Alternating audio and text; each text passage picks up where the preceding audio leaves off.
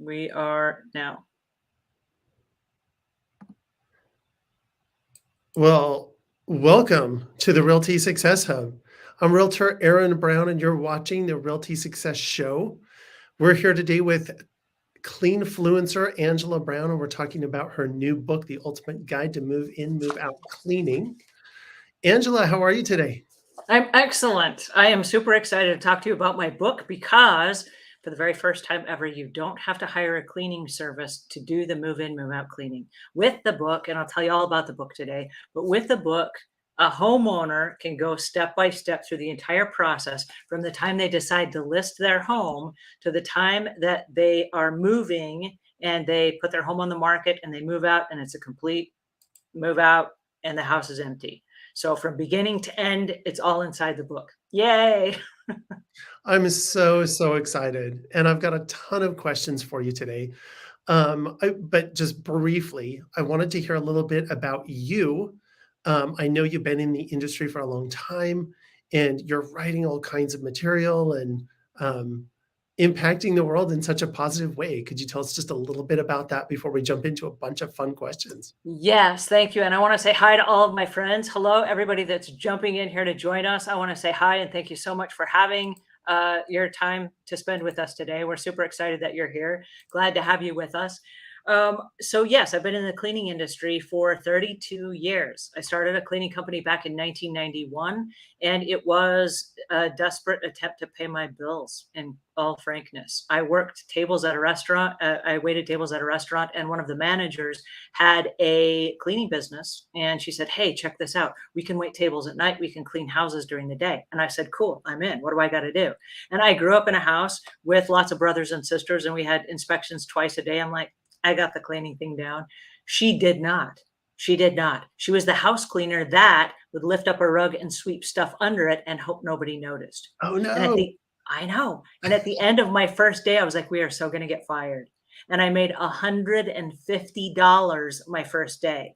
And I was like, wait a second, I'm in the wrong business. I need to be in the cleaning business.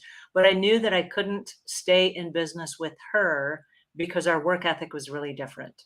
And I felt that if people were going to spend a lot of money, they deserved to live in a clean home, not a home that was dirtier because the house cleaners came and they took shortcuts. And so I left the end of that day. I took my money and I ran, as they say. I was like, I like what I saw, but I didn't like it this way. And so I started my own house cleaning business the next day. I didn't take the client that we cleaned for, but I started my own business the next day, knowing nothing about business. And then I went to a mad state of, oh my goodness, I got to take classes on business and accounting. And oh no, I've hired people. I don't know about managing employees and all the things. So I learned how to run a business by trial and error. And so now I train house cleaners and maids how to run their own house cleaning companies. That's what I do now for a living. But we are now in 37 countries and 191 languages, and we've certified thousands, like 17,000 cleaning companies over the course of the last several years. So I'm really proud of what we've done. But yeah, we're in countries all over the world now. Yeah, you've got some amazing training programs to certify companies through their process, correct? Yeah, and it's things that I mean, like if you watch TikTok today, not to knock TikTokers, but like don't get me started.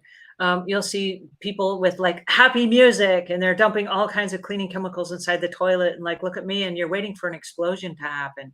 And it's one of the most irresponsible things I've ever seen. It's not safe at all to mix cleaning chemicals. And so we take the other approach. It's kind of like the boring approach, like read the labels, read the safety data sheets. Make sure that your employees don't woof fumes because they can end up in the hospital, like things like that. And whatever you do, please don't experiment on your customers' surfaces and appliances. Oh And so no. I It sounds like some know, horror stories. I know. And I'm not the fun person that's like, oh yeah, sure, a new cleaning thing. Let's just use it on everything. No, I'm like, whoa, fancy label. But before you use it, please double check and triple check yourself because as a house cleaner, you're bonded and insured. But here's the caveat.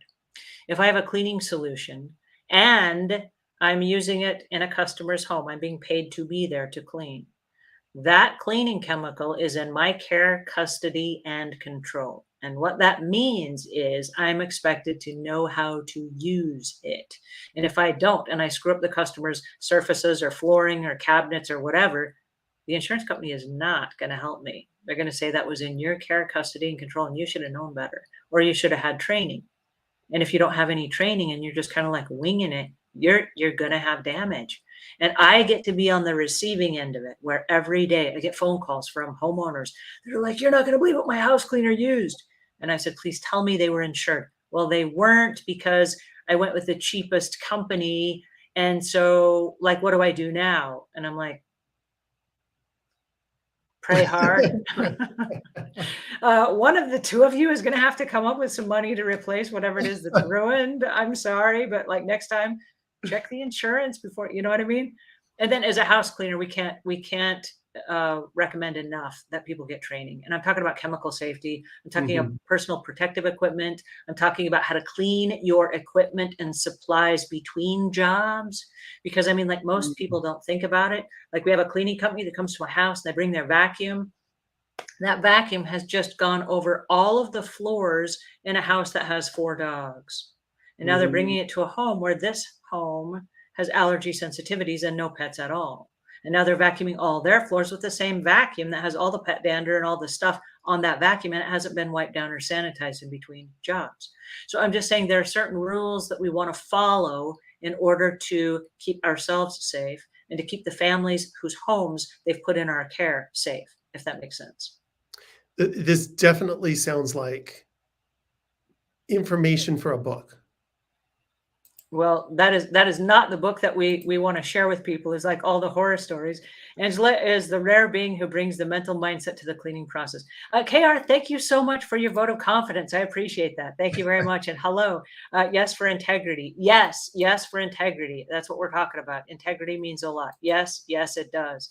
Customer service means a lot. Anyone in Atlanta you recommend? I'm willing to learn and train. Yes, I do. There are several people in Atlanta, and I will leave links in the notes after we're done, because I got to check in with my CRM to get you their contact information. But I got lots of friends that are trained and certified in Atlanta, and they're spectacular. Yes, yes, yes. I love Atlanta cleaners. We're buds. But yeah, speaking of book, we are in an era right now where information is everywhere. And so I wanted, speaking of my book, I wanted for people to have the ultimate move in, move out cleaning guide. And this is important as a realtor, because every single real estate deal, whether you're buying or selling a home, involves a move in or a move out cleaning. And there are a lot of people that have no earthly idea what that means. And so they hire a company, and the cleaning company's like, "Oh, that's going to be $1,500. And they're like, "Whoa, that's a lot of money." It is a lot of money, but do you know what it entails? Do you know what's involved? And when you start learning what's involved, you're like, "Whoa, I didn't know that had to be cleaned." Like, you mean I got to open up the windows, and the little cracks and crevices that are there that the windows slide down into have to be cleaned? I mean, that's icky. There's lots of gunk and cobwebs and stuff. I got to clean that too. There's a lot of stuff that has to be cleaned, which is why it takes so much longer to do, and which is why it costs so much money. But for those people that are budget conscious and they're trying to save some money, there are some steps you can take today that will put you on the right path, that will lead you to having a really clean house for the listing of your property. And then check it out. There's a whole section in here on how to quick clean your house between showings, because we're going to live in the house, right? And then the realtor calls and says, what does the realtor say? "Hey, we're on our way over. Get On out of our the way. house." And you have to say, "Absolutely, come on over," right?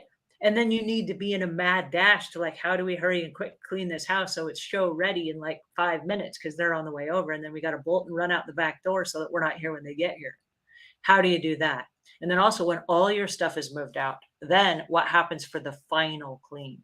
And so we've got checklists for every room. And in every checklist, I have a breakdown of the supplies that you're going to need, and I have a breakdown of the personal protective equipment that you're going to need. And then I have a list on how to do that task. So it's a really great book. I forget what the price of the book is. I think it's on sale right now for like $10 or something. It's an awesome Christmas gift coming up to the holidays. But for realtors that are out there that want to help their customers and they don't want to pay for the big clean, they can give their customers a copy of the book and let them do the cleaning. So Hey, hopefully realtors will, I have to jump in really quick. I've please. used your book with clients, and I'll tell you, I usually pay for cleaning when I'm getting a home listed. Mhm. And giving your book to clients before the home goes on the market has been invaluable. I have never had a better resource to hand a client than your book. And that's what I'm so excited about today. And I wanted to really jump into it in detail. The experience I've had with clients that have gone through your book, their house has been absolutely perfect for the listing. I mean, Yay. That's what I I'm want to hear. down to the windows. So I can testify that your book is phenomenal. And thank you so, so much for putting it together. Every realtor out there, if you're a realtor, buy this for every one of your clients. I promise it is worth the investment. No question. And and hopefully, and I've talked to a lot of realtors over the years, a lot of realtors are actually paying for that cleaning for their clients. And I Yes. would love for the realtors to keep the money that they earn and not reinvest it at such great expense to make sure that the house is show ready to sell.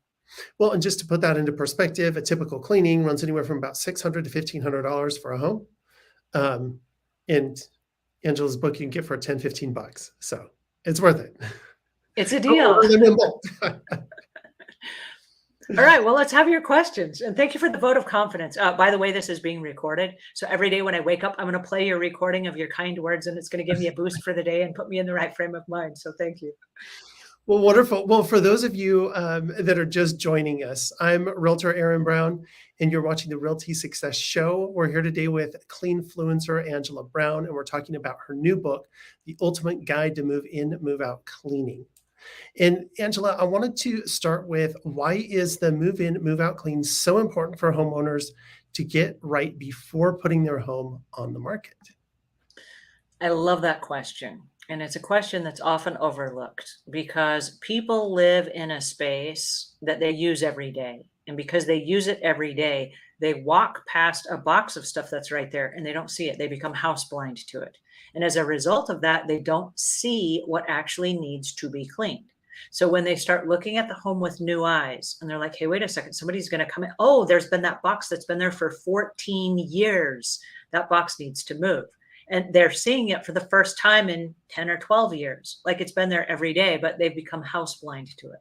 So in the process of doing the move in, move out cleaning, the very first thing that's going to happen is they're going to discover a whole bunch of stuff. And I hate to say this, I'm not trying to make it sound like people are stupid, but it's going to make them see a whole bunch of stuff that has been right underneath their nose the entire time. It's like if you ever go looking for something and you look everywhere for it and can't find it, and then lo and behold, it's sitting right there on the desk in front of you. It's that kind of thing. And so as you go through to do the move out clean, you're going to start discovering a bunch of stuff you didn't know you had, a bunch of stuff you know you shouldn't have. And then it's going to also uncover some home repairs that you're like, oh, wait a second. We probably should fix that before we actually even call people over to have them come take a look at our house. So it's going to uncover a bunch of things that your home needs in order for you to get the highest value and the highest dollar for the home that you're about to sell. Fantastic. That's absolutely right on point. I was just in a house and they had put caulking all over the outside of the house that was a different color than the paint, um, and had done it years ago to keep ants out of the house. Okay. But they had become completely blind to it. And it was just glaring when you walked around the house. And then also, like in their garage, he smoked cigars in the garage. So the smell was overpowering, but also one of those things like he was just used to it and didn't think twice about it. So it'll be fun. It'll be fun to jump into some of those here shortly. So Jay Weber says house blind is a great term. We're not moving, but I've been focusing on decluttering. Amazing how many things collect that you just stop noticing. You know what? That is so true. That is so true. And by the time that if you ever do this, like we do a decluttering Saturday, where if my husband rents a truck, he'll say, oh, wait a second, I have a truck. What can we get rid of just because I have this truck for the day? And so then we go looking for things like, hey, if we were going to take a load to the landfill, what can we get rid of today that we're not using? And all of a sudden we discover all kinds of things that we've just been walking past week after week, month after year. didn't realize that we had them and weren't using them. So yeah, Mhm. it's a term that really becomes important when we start talking about a move in, move out clean. We're like, wait a second, we're not ready to move yet. Well, I have another couple of questions for you here. And for those of you that are just joining us, I'm Realtor Aaron Brown, and you're watching the Realty Success Show. We're here today with cleanfluencer Angela Brown, and we're talking about her new book, The Move In, Move Out Cleaning. Angela, what should homeowners be looking for during the initial move in, move out clean in terms of wear and tear on the home? There are a lot of things that we don't pay attention to, again, because we are house blind. And so it goes into the cleaning slash repairs, and you're not going to find them until you start cleaning. So when you start cleaning, there are things like I have soap scum in my shower. And so as I start cleaning the soap scum, we realize that at the bottom of the shower, there's this little tiny piece of rubber, and it fits inside the bottom of the shower that when you close the door, it seals the door so that no water leaks out. But what you'll notice as you're starting to clean that is that it has been torn.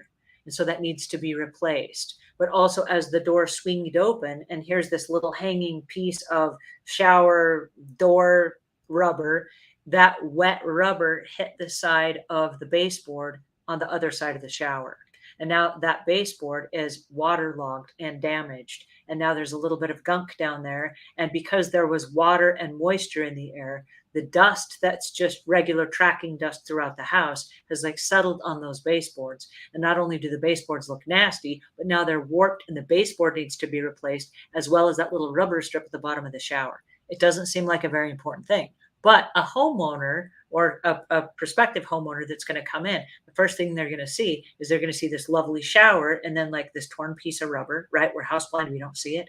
They're going to look over and they're going to see the water damaged baseboard, and they're going to think, oh no, there's a bathroom leak in this house. And so then they're going to want an appraisal on the house, and they're going to want an inspection and to make sure that there's no leaking water or whatever. And you're like, there's no leaking water anywhere, right? You know there's not. But because that weird little piece of rubber hit the baseboard and it wigged out the baseboard, it's going to look like there's a whole lot more damage than there actually is. That's just Absolutely makes sense. one suggestion. Yeah, I was going to say there's so many of those little things, right? Yeah. Well, it's little things like the dryer vent. We use the dryer all the time, but do we check the dryer vent? And when you start doing a deep cleaning, you're going to check the dryer vent. Did you know that one of the biggest causes of household fires is that vent? What do you call it? This vent gunk, A lint? lint that gets caught inside the pipe, and then oftentimes it will go outside because the air is supposed to go outside. What happens then is that builds up, and then there's moisture outside because of rain and humidity and whatever, and it like gunks it around the vent. And so you've got this lint that's trying to come out, and then you've got rain and stuff, and now it blocks it. The clothes are not going to dry, but people don't know why. They think it's actually the dryer itself that's broken. And if somebody were to try the dryer, they're going to go, the clothes don't dry, it's busted. They're going to go like, no, I'm pretty sure it's like, just a couple of years old for a dryer. It's just the vent. Your vent is clogged. And now that lint has like gunked up. And if we were to clean that, suddenly the dryer works and we can prevent fires that happen when that lint catches fire.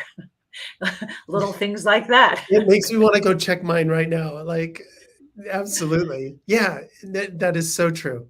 It's hard to remember all of those little things. Well, a lot of people don't know them. And it's because you don't spend a lot of time. Like I clean, that's what I do every day. And so I have these like little spidey senses of things that I'm looking for. And I mean, I can't even go to a restaurant and eat without like looking at the dust on the lights or whatever across the Yeah. room. I'm like, I see dust. But we're all acutely aware of whatever our profession is. So I'm sure Mhm. dentists see people's teeth the same way that I see dust or whatever. We're all aware of our own industries. Something that really caught my interest in your book is you talk about PPE gear, and Mhm, I believe you even had a list for each room. mhm. Could you talk to us a little bit about that right quick and why that's important? It's something that had never entered my mind until I read it, and I was like, "That is just so obvious," now that I read it. Well, it's a great question, and we don't. I think the world became aware of PPE during the pandemic. It's like personal protective equipment. Like what? Masks, face masks. And what's really weird is we've been wearing face masks for years before the pandemic. It was just like if you're going Mhm. to do a heavy deep clean somewhere and there's a lot of dust, like if you clean a library, the first thing you're going to put on is a face mask because you don't want to breathe all the dust that's there. And so Mhm. every job has its own set of PPE. And so if you need it, you want to have it. And if you don't need it, there's no sense wearing it. But you may want to wear like an apron, for example, to prevent splashes on ruining your nice clothes. So if, for example, you have to run in the bathroom and do something quick, a quick apron, and I use like the bib aprons that just pull on over your head and it covers from here all the way down. So nothing splashes on your clothing. And that way, if you have to use bleach or something, you're not ruining a pair of jeans, you're not ruining a pair of shoes, you're not splashing on your shirt. And it's something little. I mean, you could be using like a spray bottle of bleach, but those little sprays, they like turn into flecks, and those little flecks suddenly ruin the best of the clothing that you're wearing. And so do you need personal protective equipment? And so room by room, I walk you through, here's how to do the job. And if you're going to use a heavy duty chemical, and I'll kind of give you a secret, there's a pH scale. And I do like this is 7, it's neutral, it's in the middle. And then all the way over to the side is 0. And all the way over to this side is 14. So 7 is in the middle. And on one side you have acid, on the other side you have alkaline. So the closer you get to the other ends of the scale, you're going to need personal protective equipment on the other ends of the scale. And if Mhm. you're right smack in the middle, you're probably okay if you don't have it. I guess this goes back to reading labels to determine where chemicals might fall on the scale. Yes, and then also to determine what you're doing. For example, if I'm cleaning out my oven, lots of oven cleaners are very strong. They're on that 14 scale. They're like, woo, very strong. And the logarithmic pH scale works like this. Every number is 10 times stronger than the number before it. So 8 is 10 times stronger than 7, and 9 is 10 times stronger than 8. So this would be 10 times stronger. This is going to be 100 times stronger. This is going to be 1,000 times stronger, and so on. So by Mm. the time you get to 14, it's really strong. And you're talking about oven cleaner that's like 13, 14. And so when you go into a 13 or a 14, that is so strong that your respiratory system is like, please don't. I deserve better than that. So you want to be wearing a face mask. And if you're going to touch it, it's corrosive to your skin. It'll eat right through your skin. So you want to make sure you have gloves on. They sell gloves very inexpensively. You buy a pack of them for like, 100 in a pack. And they're like $10 or $15 or whatever. These are And the little people rubber gloves? yeah, people use them to color their hair, or they use them if they're gonna be, changing oil in their car or things like that. Every house needs a pack of gloves for, disposable gloves for these kinds of things. But when you go to clean out the oven, you do not wanna get that on your hands. And so if you're touching the cleaning chemicals, you don't wanna breathe it, you don't want it in your eyes, you're gonna want some personal protective equipment like some goggles. Hopefully, the goggles cover your eyes, think like swimming goggles that, like, suction onto your eyes so that you don't get stuff in there. You do not want that stuff in your eyes. You don't want to breathe it. You don't want it to touch your skin. I mean, it's corrosive. That's corrosive stuff. And do I say stay away from it altogether and only use organic stuff? No. There's a time and a place to use heavy duty chemicals, but we need to protect ourselves if we're going to use it. So, Yeah, well, and you have so many great ideas. I know that, I don't know that it was in your book, but I remember you talking about putting a sheet down in your oven to help mhm. keep it clean, Ah, like foil and things like that, just to speed up that cleaning process, and you have so many great tips on each one of those things. Um, I used to think you could just spray your oven full of oven cleaner and then hit the self-clean and walk away, and then it would just clean it until I all read right. your All stuff. right. Wait, whatever you just said, don't anybody do that. If you spray oven cleaner, that's what you decided to use to clean your oven. And if you hit the self cleaning, that's what you decided to do to clean your oven. And if you do them both, you are going to create the most toxic fumes that are going to knock you out flat on your butt and you are going to be in the hospital. Okay. This Do is not, why your book is so important. do not do that. All right, that actually happened to a customer of not a customer of ours, but somebody that we know, and they Mhm. called us and they said, "What do I do now?" And I said, "Get out of the house as fast as possible. Open the windows and get out of the house." The guy, it was so sad. They were seniors, and the guy's like, "Well, my wife is not in good health." I said, "She's gonna be in worse health if you don't get out of the house right now." You do whatever you got to do. Call somebody, get a neighbor. I don't care what you got to do, but get out of the house and do not come back tonight." He's like, "Oh, I didn't mean to do that." And I said, "No, you did not mean to do that, but you can't stay in the house tonight. The fumes are so intense." And I said, "Get your cat out of the house too. Your cat will be dead in the morning." I mean, it's that serious of a thing. If you spray oven cleaner and then you do the self-cleaning oven is gonna heat up upwards of 1,000 degrees. And so now you have that toxic fume that's just kind of like exemplified. A human can't withstand it. Don't do that, please. I'm so grateful that you wrote a book for these types Thanks. of things because I just run into clients every day that tell me stuff like this, and I'm like, in retrospect, this is crazy. And so just handing them your book has been absolute gold. But it's just little things like that where people just don't know. Well, and it's not anybody's fault because a lot of people didn't grow up in the cleaning business. And so a Mhm. lot of people don't know about cleaning chemicals. And if you are bamboozled by fancy advertising, and I'm not knocking the advertisers because advertisers pay all of our bills, okay? And I love our advertisers and I love our brand deals, so thank you guys.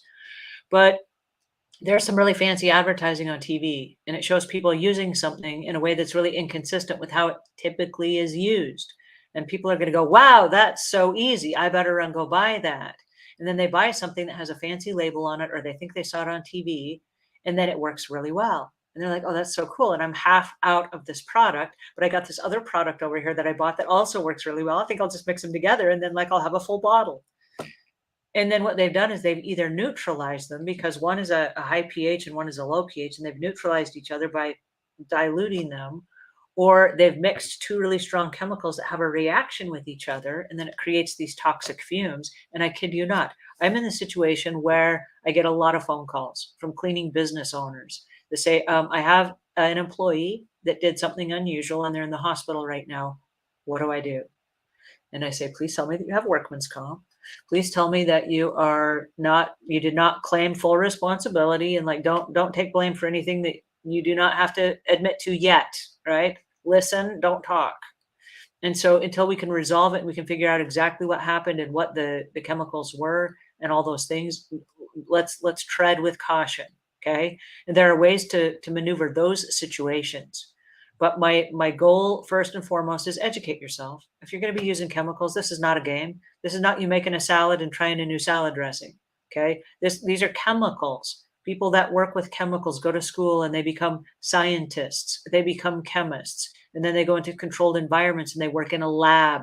And those labs are outfitted with like eye wash stations. An eye wash station is if something flips up and gets in your eye, you run over there and you rinse your eye out. It's a machine designed specifically to wash your eyes out. It's like a little fountain, but for your eyes.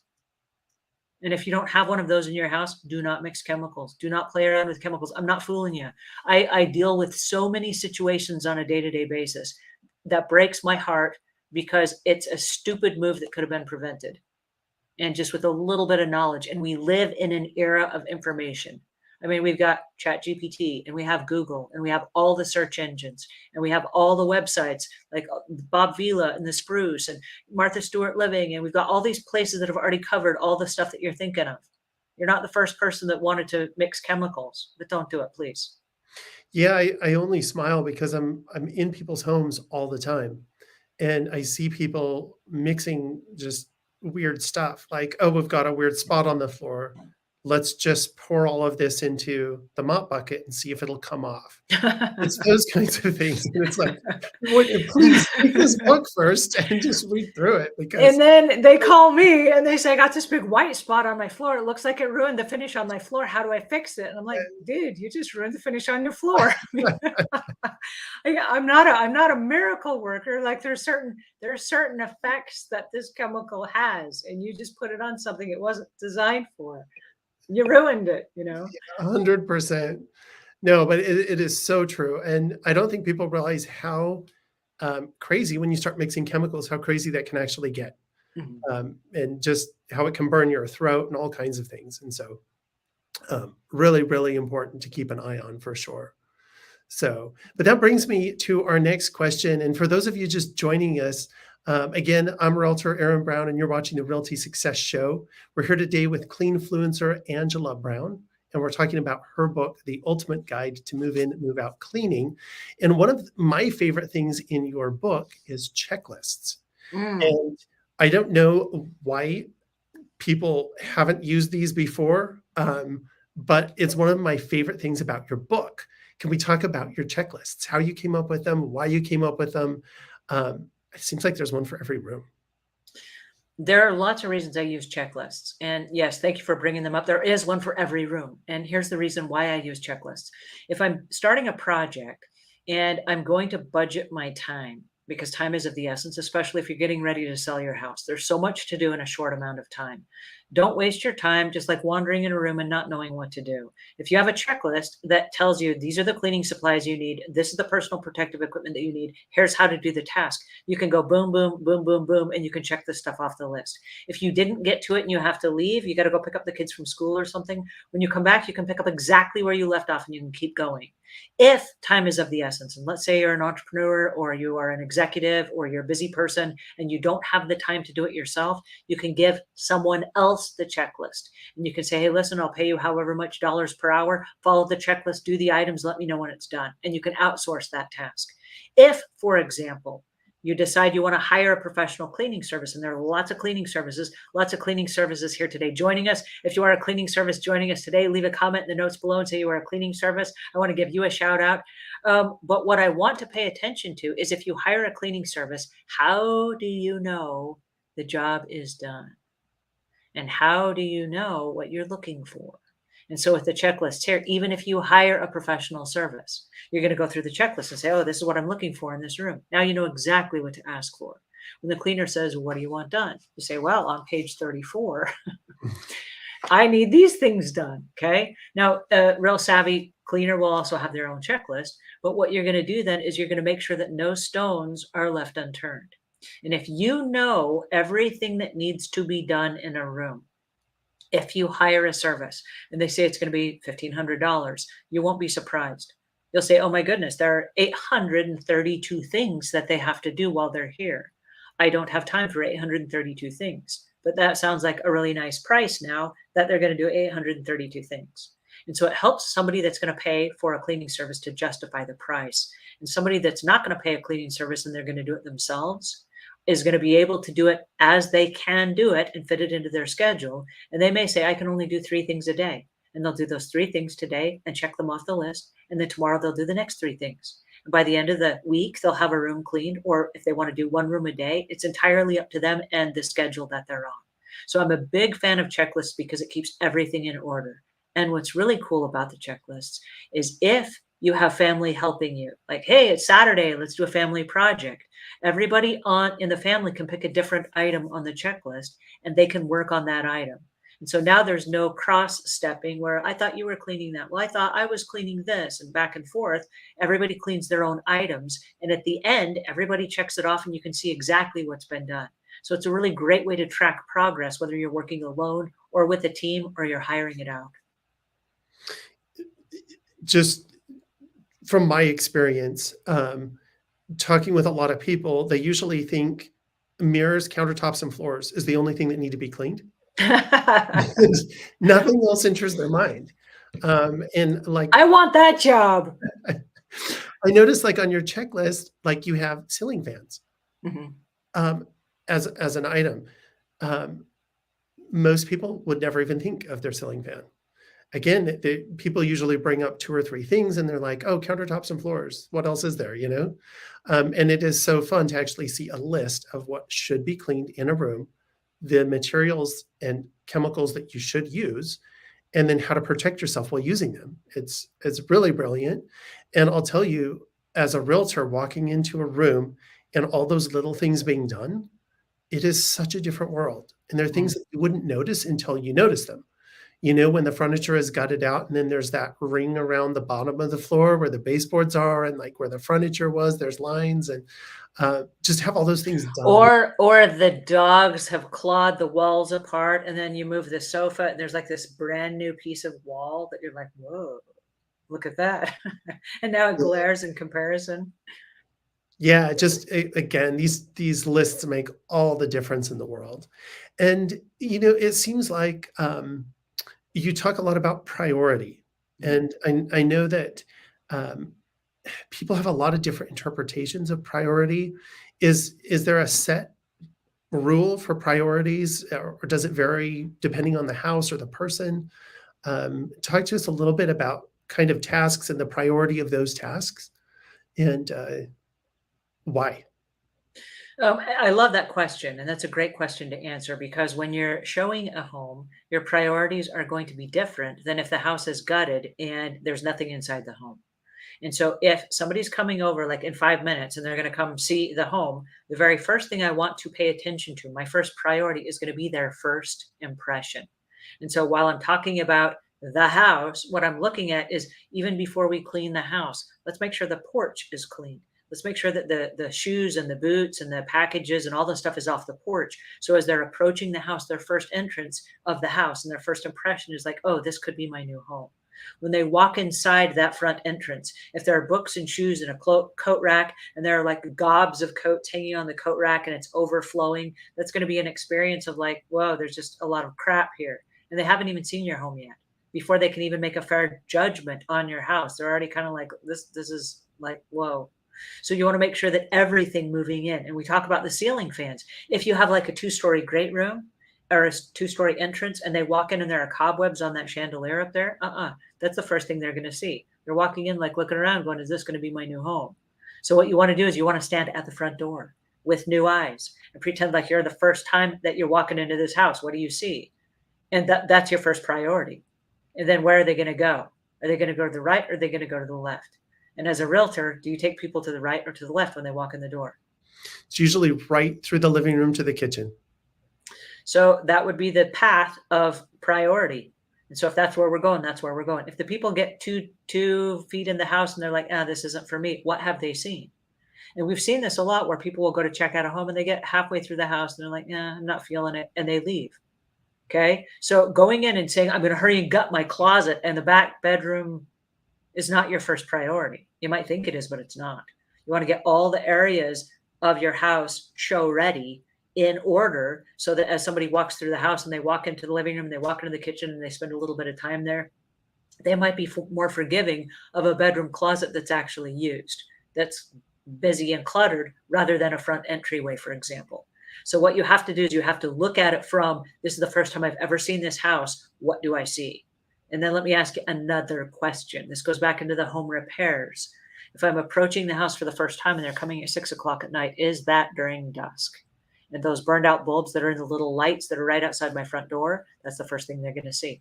The first question that goes through their mind, whether it's at a conscious or an unconscious level, is do they have electrical problems? Why is that light burned out? Light bulbs are $1 a piece. How come they didn't replace that bulb before I came? So they start looking for a bunch of damage that doesn't exist, right? But if you're cleaning the house and those are your priorities and you're looking at the house with new eyes, the first thing that you're going to do is you're going to replace the dollar light bulb. You're going to replace the coats like, oh, it's June, you're house blind. It's June. Get rid of all those winter coats and go put them in the coat closet. You're not using them right now, and it's not part of what you're doing for the summer, right? Mhm. Get rid of it. Move it. It's so interesting you say that. Listing so many homes. I want to Every say hi to our buddies. We got lots of buddies here. Hi, Joe. He says, hi, Angela and Aaron and everyone here in the chat. Hi, I'm glad to see you guys. Colleen says, glad to see you're still going strong. Angela, you've been my inspiration. Thank you for keeping me going on my solo cleaning mission. Oh, you just made my day. Thank you. I've been nervous about taking the jump to the next level, though. Moon says, do you have any tips for us with ADD and ADHD? Yes, I do. And Jay Weber says, curious if you have a checklist just for everyday life. I'll check your social media channels and see if you do. That would be helpful for someone like me. A checklist for everyday life.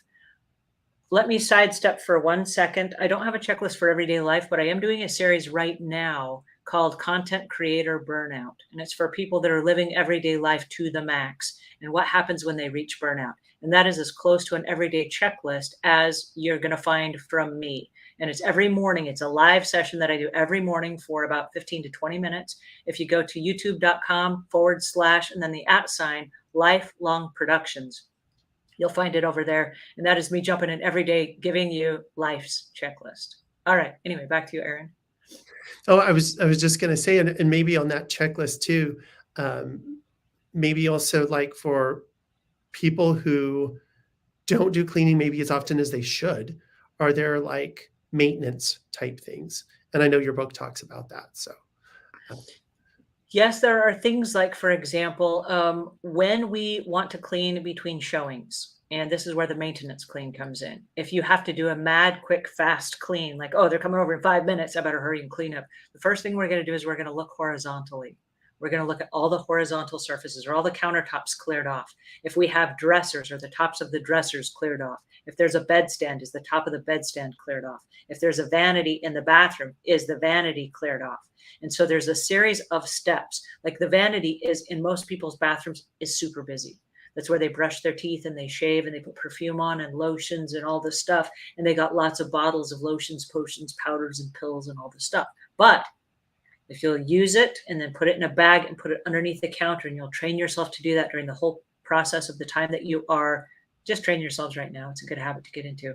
But the process of selling your home, and literally in the morning when you get up, take all your makeup out of the bag, put it on a little cloth, lay it out, and then as you use it, put it back in the bag. Now you've done putting your eyeliner on or whatever, put it inside the bag. So now you've gone through the whole process. All your makeup is on and the bag is full. Zip up the bag and put it underneath your counter. You're done. The vanity is clean. Take a little Swedish dishcloth. I do like this. They're only about 6 inches by 6 inches. And a Swedish dishcloth is a replacement for a paper towel. It replaces about 15 rolls of paper towels. It's made of cellulose, which is made of a wood fiber.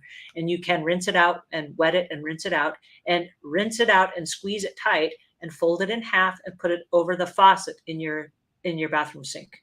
After every time you brush your teeth or you put your makeup on or whatever, wipe down that vanity and wipe out the sink. Fold that and put it over there. Then when the realtor calls and says, hey, I'm coming over in 5 minutes, grab the Swedish dishcloth and just tuck it inside the drawer and close the drawer because it will already be dried out by then. They walk in, the bathroom is sparkling, the horizontal surfaces are clean, everything is wiped up, and you cleaned it earlier that morning just in case the realtor called. Okay, so there are lots of little tiny tips. And I want to stop for the comment on ADHD because this is for the society we live in. I don't know why, but it seems like we're all sped up in this society and there's no time for anything. And all of us are multitasking on 12 items at a time, right? What I want you to do is don't focus on cleaning. Build cleaning into your life. Clean up as you go. So for example, if you are eating something, you have a plate in your hand, you have to put it somewhere. Well, just go put it in the dishwasher. Don't put it down on the counter. Don't go put it in the sink. Don't go put it anywhere else. It's already in your hand. You're already holding on to it. Just go put it right in the dishwasher when you're done. And if you're walking that way, make sure you grab the spoon and the glass that goes along with it, right? Do it as you go. And that way, if you're making a sandwich and you have all the sandwich toppings out, that you don't leave them out. You're like, well, I'm done making my sandwich now and put it away. And if you're making a sandwich that has 3 items from the refrigerator, pull them all out at one time. Or as you pull one out, put the next one away. Like I'm putting one away, taking the next one out. Now I'm going to put this one away and take the next item out, right? Do it as you go. And what happens is unconsciously that becomes your new norm. And you will start cleaning and tidying up after yourself as if, oh, that's what we're doing now. But then what happens is everyone that lives in your house goes, oh, that's what we're doing now. And they won't make a sandwich and leave all the toppings out. They'll start putting stuff away as they go as well. But cleaning up and tidying up your home is a multiple time a day thing. It's not something that you do on Saturday morning, because what happens if Saturday morning gets busy, right? There's no time. So you do little bits of it throughout the course of your day, every day, and it's just part of your life. It's just part of your life. That's what you do. I love that so much. That sounds like such a time saver too. Cleaning can get so overwhelming and the task seems so monumental for the ones of us that don't do it all the time. I love the idea of just those micro cleans as you're going throughout your day. Well, it's like if you are going somewhere in the car, what do? Without question, you get your car keys and you get your wallet. And there are just certain things that you take with you. But if you had a routine when you get out of the car and you come back in the house, like you bring the groceries in, you bring the wallet in, you bring the keys in, and you bring any trash that you accumulated on the way. If you brought all that in, it's just part of the process. And you don't think about it every time, you just do it naturally. Like we have a rule in our house. Every time we get out of the car, we take whatever trash is in the car. And wherever we're going, there's a trash can. So like if you're going into a store, but you just ate something and you have a wrapper, don't leave the wrapper in your car. I'm walking into the store and there's a garbage can right there in the parking lot. I'm just going to put it in the garbage can on my way in. And so you get out of the car, you take whatever's in the car out with you. And so there's never any garbage in the car because you cleaned it out after every use. Boom, boom, boom, boom, boom. It's just part of the process. I love that. When it comes to time management, can you give us some tips on that? Because especially uh, talking about people who have ADHD and ADD, it seems like when they jump on a task, they'll go to take the garbage out and then trip over something, and then they're on to another task. And you know, sometimes hours can go by. Mm-hmm. There's a lot of movement and commotion, but nothing really gets done. I find that like when I cleaned before I got your lists, that's how all my cleaning was. Mm-hmm. It was stumbling from one room to another, working on something, and then I'm fixing a light bulb, and then working on something else, and then I'm working on the car next. And at the end, nothing got done, but there's a tornado through the house, Mm-hmm. and 15 projects that got started. So tell us a little bit about how important time management is, how you manage it when it comes to cleaning, and how much time we should set aside for cleaning. Those are all deep questions. Have you ever used a spray bottle and it has a little nozzle on it? And if you twist it one way, it just kind of sprays a fine mist. And then if you twist it the other way, it sprays in a laser focus. All right. Think of yourself as the multitasker that goes in every room and does a little bit here. And you go into to change something in the kitchen and you're like, oh, while I'm cleaning, I could have something in the crock pot. And you stop and you make something in the crock pot. While the crock pot's going, I could also have the washing machine going. Let me hurry and start a load of laundry. And soon you're all over the house doing all these fine mist type activities. And so some of them may get done, just like a mist actually hits where it's supposed to land in kind of a fine spray. And it doesn't have that laser focus that just a stream does, right? So you Mhm. have to decide, are you stream cleaning or are you mist cleaning? Because if you're going to mist clean and you're doing a whole bunch of little things, stuff is going to get done, but you're not going to see the results you want. And so with a checklist, it keeps you on task. And so what I love to do, and this is what I recommend if you're doing a move in, move out cleaning, because I asked you to see your house with new eyes. Okay. When I am a house cleaner, as a professional house cleaner, and I clean my own house, this is going to sound super weird. And if you guys didn't know this already, you're going to go, man, Angela's a lunatic. I walk in my house from the front door, not from my garage, but from my front door. And I walk in my cleaning uniform with my cleaning caddy. And I walk in as if I was a paying customer on my account. Okay. For this reason, when I walk into a customer's house, I walk in through the front door. There's a series of routines that you do in every house, and you work your way out of every room. When it's your own house, you get sloppy and you're like, I don't feel like doing this. I'm just going to sit down and have a Coke and watch some TV and then I'll get back to it. And you don't. But you don't do that on a job. You're laser focused. You're on a time frame and you have a certain window in which you're going to clean your house. And if you're going to do a move in, move out cleaning, there has to be a time frame. Because again, we're really busy people and time is money. I don't care who you are. I don't care how rich or how poor you are. You have 168 hours in a week. And if part of that is going to be dedicated to move in, move out cleaning, you better be crystal clear what the value of your time is and how much time you're going to spend. Because if you missed clean your house for a move in, move out clean, it's never going to get done. And you're going to be frustrated because you're going to spin your wheels replacing the light bulb and doing all those things. You replace the light bulb when you say, hey, listen, it's possible. We're listing our house right now. It's possible we could have showings as early as tomorrow. What do you do today? You go outside and you replace the light bulbs. And if you're doing that, don't replace the light bulb out on the front porch without replacing every other light bulb in your house simultaneously. Do a quick walk around the house, and on your checklist right now, we're replacing light bulbs. Check every single light. Does every light bulb work? Does every light socket work? Does every plug work? Now you're going to know, does your electricity work? Is there a breaker somewhere that's flipped? And if you can flip the breaker, does it work now? Because you don't want to have an electrician come out and you got to pay for an electrician for him to flip the breaker switch. That's happened so many times because a breaker flipped and people didn't know it. And they're thinking, oh, I have broken wires. A mouse must have chewed through my wires. No, they did not. Your breaker box flipped. That's it, right? Go fix it. But Yeah. if you're laser focused, you're thinking of that stream. It's that laser stream. It's not a mist. So are you mist cleaning or are you laser focused stream cleaning? That's my question. I love the analogy. I love that analogy. I've never heard that, but likened to cleaning, that is so wonderful for life. So I love that focused stream or mist. Also, touching on the light bulb thing for just a moment, can we talk about that? Just in terms of so many people go out to their garage and open that random drawer of light bulbs and start plugging them in all over, different colors. Some are LED, some are giant. Over the bathroom vanity, there's like 4 different types of light bulbs going on at listings. Could you speak to that for just a moment to our listeners, how important it is when it comes to lighting your home?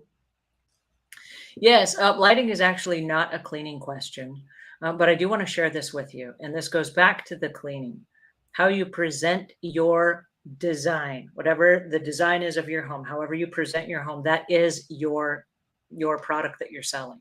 Okay, your home is the product that you're selling. And I want to stop for a second and move away from houses. I want to take you to a restaurant for a second. Imagine that you're in a restaurant. What you're selling is a burger and fries. A burger and fries that's delivered in a little tiny red plastic bin with little white and red checkered paper costs how much? $7.95. But if I take that same hamburger and fries and I put it on a glass plate and I put it on a white tablecloth with a really expensive looking spoon and fork, and it's with a really nice setting, how much does that burger and fries cost right now? It costs $28.95. I just earned $20 more because of the presentation of that burger and fries, right? So if you have a home, how are you going to present your home? So what you're asking about is you're asking about ambiance. So when I come into the home, what does this make me feel like? And if I walk in and there's like a bright fluorescent light, and then there's like an LED light and an incandescent bulb, and they're all in the same bathroom, and they've got dust on the top of them, and one light is burned out, what the heck, right?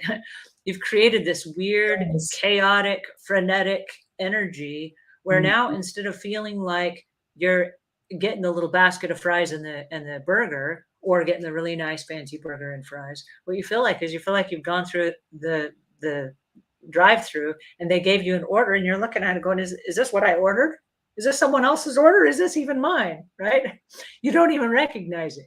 So what I want you to do is this: when you are walking through, if you have multiple light bulbs, and many people do, pull them all out of one, different places and match them up. Put all your incandescent bulbs in one place, put your bright LED lights in another place, so that that room, that's what that looks like in that room. And if you have dimmers, put them on the dimmer switches. We want everything to be well lit, but not like blow you away so bright, right? It's really great that there are different types of bulbs that can be anywhere from like 15 watt to 60 watt. And so you want something that's easy on the eyes. But if nothing else, like if you don't know about lights and you don't know about wattage and you don't know any of those things, walk into the room and do this. Here's the easy test. Walk in and say, how does this room make me feel?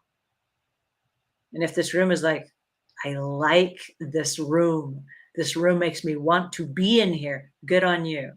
But if you walk in and you're kind of like, and you live there, oh my goodness, you have the power to change it, because light bulbs are only a few bucks. They're actually more expensive now than they were before, but they're only a Yeah. few bucks. And a note on light bulbs, because this goes back to the cleaning. Please do not ever clean a light bulb when the light is on. Do not clean it when the light is on. It's called a hot light bulb. And if you go to clean it with something like, let's say, a Swiffer duster, okay, this is a Swiffer duster head. If you clean it with this and it's hot, it's going to like melt that duster right to the light. And if you're lucky, it will just bust the light and it will free the duster. Okay. But it's going to bust the light. And I can't tell you how many people on jobs or people in their own homes will bust lights and then they're like, oh, now I got to go buy a light bulb. Yeah, you do. You busted it. Do not clean light bulbs when they're hot, that they will break. Really, really good advice. And also on the light thing, if your light has a remote, please put it somewhere where we can find it. I can't tell you how many homes I've sold where we've had to contact the seller or get an electrician out only to find out there was a remote for the light. And it was a matter of literally just turning the power button on. Yeah. Somebody took it and threw it in a dresser drawer because they didn't put the little hook on the wall next to the light, and the light switch won't make the light go on. Mhm. And so now an electrician has to come out. So And simple, that gets really expensive for everybody. Don't be that guy. don't be that guy. There you go. Or Well, hey, girl. for those of you that are just joining us, again, I'm Realtor Aaron Brown here, and you're watching the Realty Success Show. We're here today with the cleanfluencer, Angela Brown, and we're talking about her book, The Ultimate Guide to Move In, Move Out Cleaning. And Angela, in your book, you make a list of items needed for cleaning each room. I want to know how important it is that people have those specific items or tools, and can we just use whatever we have in our closet? Yes and no. I don't want you to go out and buy a whole bunch of cleaning supplies, but I don't want you to randomly use stuff under the sink just because it's there. So we've done a lot of move in, move out cleanings, and I can't tell you how many times. Don't do this to a house cleaner if you're going to pay them. Just pull everything out from underneath the kitchen sink and go here. Use all these supplies because cleaning supplies, believe it or not, have a shelf life. And most of the time, once it's opened, and the seal has been broken, it's between 12 to 18 months. And there are people that have cleaning supplies that are 5, 6, 8 years old. And now they're going to try to clean the things in their house with those old, either diluted or evaporated or whatever cleaning supplies. And one of the risks that we run, and this is really, really important, one of the risks that we run in many homes is that there is somebody in the house that was like cleaning the wheel on their car and they're like, I need a spray bottle to spray something. So they took a cleaning solution from underneath the kitchen sink and they emptied what was in there and they put their whatever their fluid is for the car wheel. They went out there and they cleaned it. And then they're like, oh, I'm tired. I'll just put it back under the sink and I will remember that it's like stuff for the car and it's not really what's on the label. Okay. Then the next person comes in and they don't know that. And they're like, oh, this is the stuff I'm supposed to use on my granite countertop. And they spray that stuff all over their countertop and it ruins the surface. Okay. So the reason there's a list of what is inside the book is I want you to know what you can and can't use. And if you're using a particular cleaning solution, and we talked about reading the safety data sheets or the labels, if it says this is and it always tells you, this is an orange solution or this is a clear solution. If it says it's a clear solution and you open it up and it looks like car oil, that ain't what's on the label, right? Do not use that. And there are times where people have just like written with a marking pen, like this is pest control or whatever on something that is supposed to clean windows. Now I don't trust I don't trust the label and I don't trust the handwriting. I have no idea what's in there, right? And so please don't do that. Do not play that game and do not play that game when you're getting ready to do a move in, move out clean. Because if on your way out the door, you ruin your beautiful, expensive surfaces, guess what? You got to replace them. And you don't have insurance unless it's a homeowner's insurance. You don't have like a cleaner's insurance for that. And if you damaged it while you're cleaning, I mean, you tap into your homeowners and pay a fortune, but don't do that. Just don't do that. So yeah, On it's that, important to use the right solutions. yeah, and on that note, I mean, most cleaning solutions aren't that expensive. You have a resource library Mhm. of the types of things to use in your home um, when it comes to cleaners and even down to types of dusters and vacuums. And I have found, at least for myself and my clients, it is so much more inexpensive just to get your list, Mm. to just go to your resource library and buy those items as you're out buying items. If you're going to buy a cleaner, buy something off the list. Because then And it's, thanks for saying that. But my list is cultivated over 32 years as a professional house cleaner. So I'm not going to lead you astray, and I'm not going to give you sorry solutions that are just one-time use. When you move to your new house, now you have all the cleaning solutions that you need for your new house, and it's going to be stuff that's going to help you maintain your home in the way that you deserve to live in a clean home. And so one thing that I've done that's really interesting with the way this book is set up is instead of just listing stuff that could be out of stock or could be out of I don't know, maybe they changed the label or maybe they changed the product or whatever. What I've done is I've sent you a resource guide. And the book is also available on Amazon, and so is the checklist. And so there's a link in there. When you click on that link or you go to that resource page, it's going to take you directly to the aisle in my Amazon store where you can buy everything online. And the reason I like that is because if something goes out of style, for example, there's a particular degreaser that I recommend, and there are a lot of versions of it. And I don't think the rest of the versions are as good as the one that I recommend.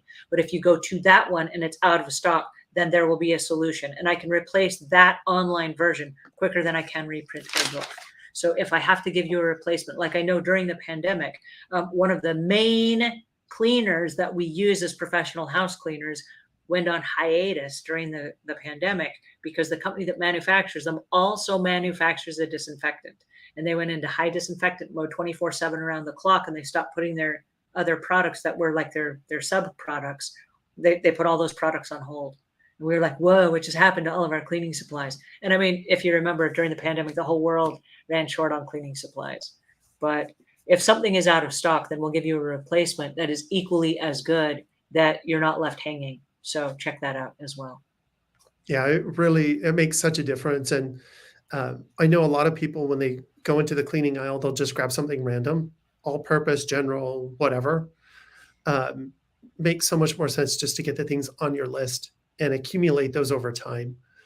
Then you have the perfect tool and the perfect cleaner for each situation in your home, and you're not using, tile cleaner on your windows.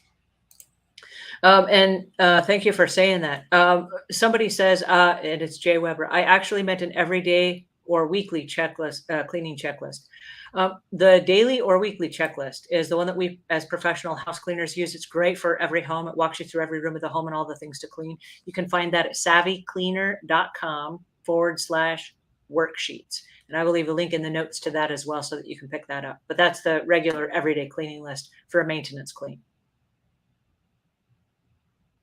Wonderful. Thank you so much. Hey, real quickly, when it comes to decluttering and cleaning your home, what comes first when it comes to putting your home on the market? I know people kind of get lost between like cleaning and decluttering. Um, Maybe you could talk to us just real quickly about that. That's going to go back to the tidy up as you go, but we call it a one-touch method. So if you're going to touch something once, we touched on this really quickly when we talked about the dinner plates. It's already in Mhm. your hand. That's one touch. Don't set it down somewhere. Don't set it down over here. Don't set it in the sink. Those are multiple touches. So every time you use something, think, I'm using something right now. What is my next step? And so if you're taking off your clothes in the morning when you're getting dressed, what is my next step? They don't go over the chair. They don't go in the chair. They don't go on the bed. They don't go on the floor. The next step is they either go hung up because you're going to wear it again, or it goes inside the hamper. That is the next touch.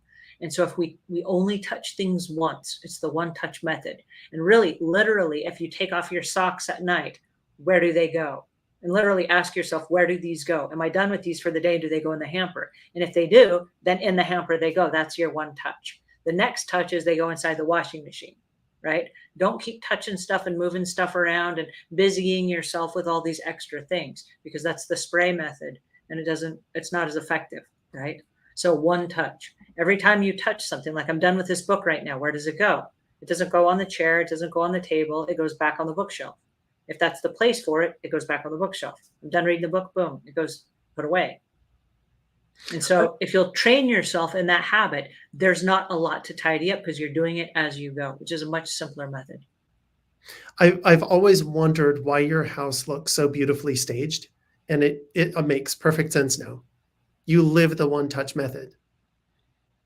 Well, I do because I too am ADHD. I'm always raced. I'm always pulled in a bunch of different directions. And my philosophy, and this is my personal philosophy in closing. I know I'm trying to hang on here because I could keep talking to you all day, and I respect your time and all of our guests. So I want to be respectful. But as I go through the course of my life, my philosophy is this: I'm not coming back. I'm not coming back. I'm going to go through because I'm moving forward in my life, and I'm not coming back. I'm Hmm, not coming back to hang powerful. stuff back up, to tidy stuff up, to put stuff away. I'm going to do it right now as I go, and I'm not coming back. And so if we follow that thought all the way through, every time we start a project, we're going to finish the project because we're not coming back. We're not going to do it later. We're not going to come back.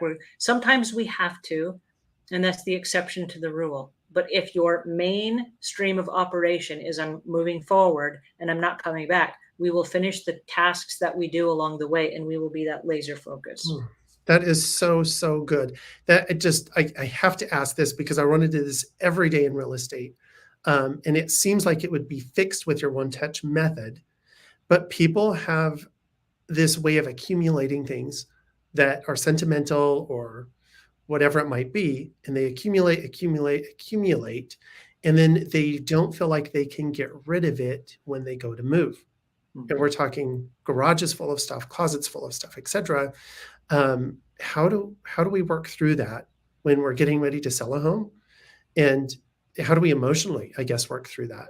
Just kind of in closing, because it's such a big issue. And I think everybody runs into that.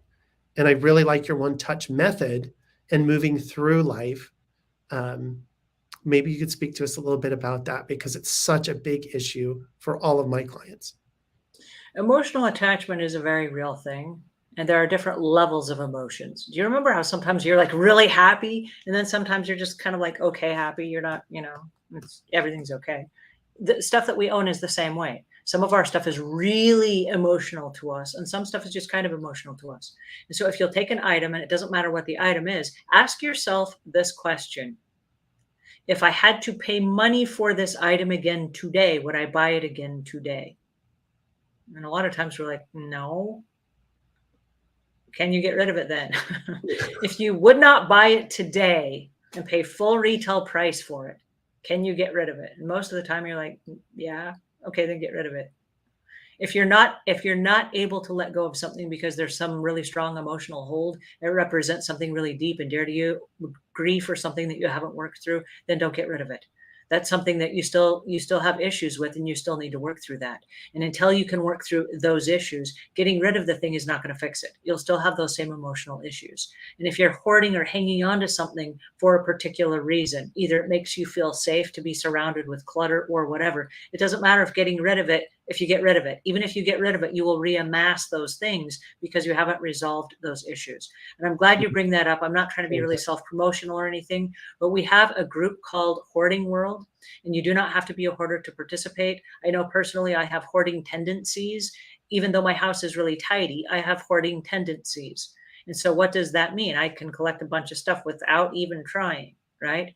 And so we have a Facebook group that's a support group over at facebook.com/groups/hoarding world. Also, if you go to hoardingworld.com, we've got a weekly podcast called The Clutter Corner, where every single week we've got licensed therapists and mental health professionals and people that are joining us to help us work through those very issues. So if it is a real issue to you, I want you to grieve, but I also want you to resolve the past so that you can understand your future.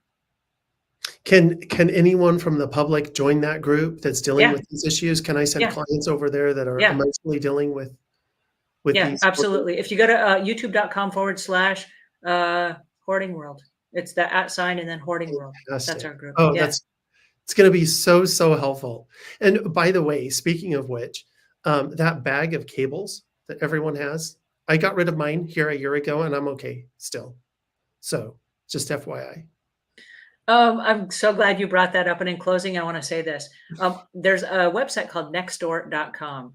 And in every neighborhood on every street, there's a person that has the box of cables. And so all you need to do is go on Nextdoor and say, hey, listen, I need a cable for this. Does anyone have an extra? And within a matter of like 2 minutes, you'll have like 12 or 15 people going, hey, I have an extra one. Right there. And then you can offer to buy it from them, but usually they've got a box of them. They'll just give it to you for free. So there you go. Do not keep yours. There's a neighbor of yours that already has one. They'll give you for free. I didn't think I could live without mine. And once I got rid of it, I realized I was okay. It took a lot of letting go, but I'm okay. Life goes on. Angela, it's been so fun having you today. Thank you so much for jumping on the Realty Success Show. Can you please tell us where we can find you, where we can find your book, where we can find out what you're doing all across the social medias and online? Yeah, thanks so much. In respect of your time, it is the ultimate guide to move in, move out cleaning. Thank you so much, Erin, for having me on your show today. I'm really happy about this book, and I'm really proud of it because I think it's going to save homeowners a bunch of money. It's also going to help the house cleaners that do the move in, move out cleanings, and it's going to help realtors. So yay! You can find me on all the social medias at Ask Angela Brown. Ask Angela Brown, and I'm on all the social medias. So come find me, come hang out, and let's clean together. Thank you so, so much. I know we're at the top of the hour. Do we have time for another question or two here from the audience, or is that something we can answer later? I can answer those in all of the show notes. Oh, I do want to fantastic. be respectful of everybody's time. We're at an hour and 9 minutes. So All thank you right. guys so much for Thank joining you us. so, so much. Appreciate you and appreciate everyone who joined in today. Thank you All guys. right. Have a great rest of your week. Take care. Thank you.